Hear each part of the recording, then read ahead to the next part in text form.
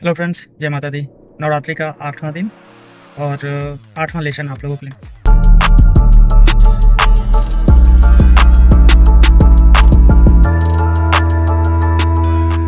दोस्तों, इस वीडियो में आपको 2 टॉपिक पे ध्यान डालूँगा। पहला चीज़ तो ये, हमारे पास कई सारे ऐसे इन्फॉर्मेशंस आते हैं कि आप अफोर्डेबल सेगमेंट के बारे में ज़रूर बताएँ। तो चलिए थोड़ा-सा आज अफोर्डेबल सेगमेंट के बारे में डिस्कस कर लेंगे। एज़ वेल एज़ दूसरा क्वेश्चन्स ये आता है कि कौन-सा सबसे सेफेस्ट प्रॉपर्टी है जिसमें कि हाथ डालना चाहिए या किसमें दिमाग लगाना चाहिए? चलिए दोनों पे ही बात करते हैं। सबसे पहले स्टार्ट करता हूँ, सेफर एंड सिक्योर प्रोजेक्ट कौन-सा है, किस तरीके का होता है? देखिए, आज के टाइम में दिल्ली एनसीआर में कई सारे प्रोजेक्ट्स हैं जो कि बिल्डर अलग-अलग तरीके से उसे प्रमोट करते हैं और उसके माध्यम से वो अपने प्रोजेक्टों को सेल करते हैं।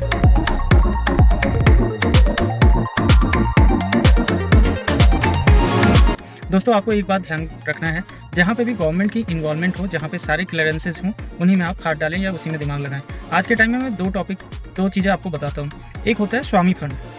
स्वामी फंड का हमारा स्पेशली एक वीडियो है जिसमें काफ़ी डिटेल्स में स्वामी फंड के बारे में बताया गया है। स्वामी फंड क्या होता है, मैं इस वीडियो के माध्यम से आपको एक शॉर्ट डिस्क्रिप्शन में बता देता हूँ।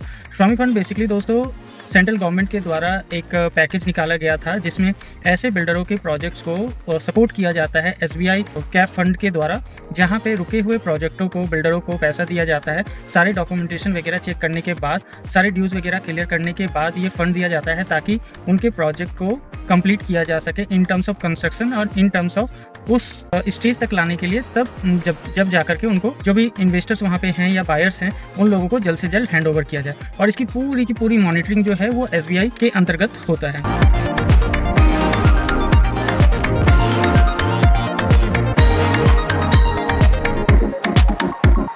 तो ये सेंट्रल गवर्नमेंट से ही प्लान पास है, इस वजह से काफ़ी सेफ एंड सिक्योर है। ये हुआ पहला पॉइंट।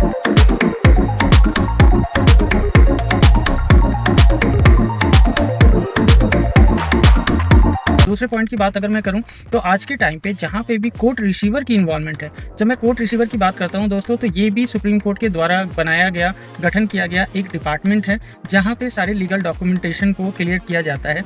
और आज के टाइम में कोर्ट रिसीवर बेसिकली नोएडा के आम्रपाली प्रोजेक्ट्स जो जितने भी हुआ करते थे, जिनको सुप्रीम कोर्ट के गाइडलाइंस से एनबीसीसी को दिया गया था कंप्लीट करने के लिए, तो एनबीसीसी कंस्ट्रक्शन का काम कंप्लीट करती है खुद से, as well as third party से कंस्ट्रक्शन कंप्लीट करवाती। उसके आगे का जो डॉक्यूमेंटेशन पार्ट होता है, लीगल डॉक्यूमेंटेशन पार्ट, वो सारा का सारा कोर्ट रिसीवर के द्वारा हैंडल किया जाता है और कंप्लीट किया जाता है।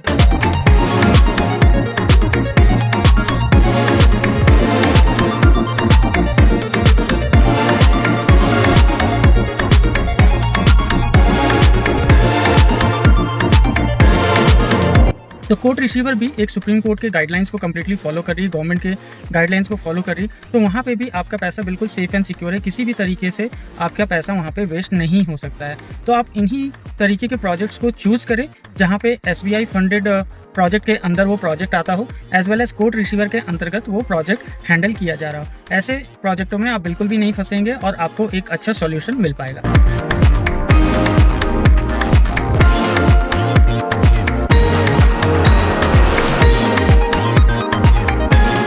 तो ये पहला पॉइंट क्लियर हुआ। अब मैं आता हूँ अफोर्डेबल सेगमेंट की बात। दोस्तों, अफोर्डेबल सेगमेंट ऐसा लग रहा है कि अब गुमसा होता जा रहा है, क्योंकि आज के टाइम में दिल्ली एनसीआर की अगर मैं बात करूं, चाहे मैं नोएडा की बात करूं, ग्रेटर नोएडा की, गाजियाबाद, गुड़गांव, कहीं की भी मैं बात करूं, तो आज के टाइम में आप बिल्कुल भी नहीं सोच सकते हैं कि अफोर्डेबल वर्ड जो होता था लाइक 30-35 लाख रुपए में आपको 2 BHK मिल जाए, तो वो आपको नोएडा, गुड़गांव के लोकेशन पे मिल जाए।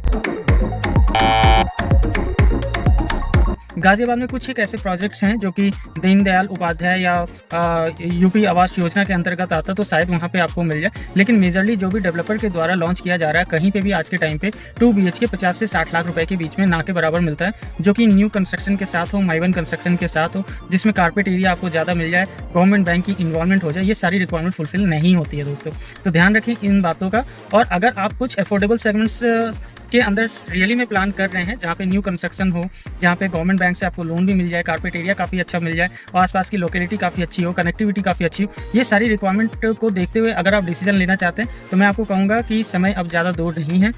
कुछ बचे हुए ऐसे प्रोजेक्ट्स हैं या कुछ बचे हुए ऐसे ऑप्शंस हैं जो कि अभी न्यूली कंप्लीट हुआ है और कोर्ट रिसीवर के अंतर्गत इसे हैंडओवर किया जा रहा है, और ये ऑप्शंस आपको मिलेगा सिर्फ और सिर्फ एनबीसीसी द्वारा कंप्लीट किए हुए प्रोजेक्ट्स में, जो कि है नोएडा एक्सटेंशन में एज वेल एज नोएडा में।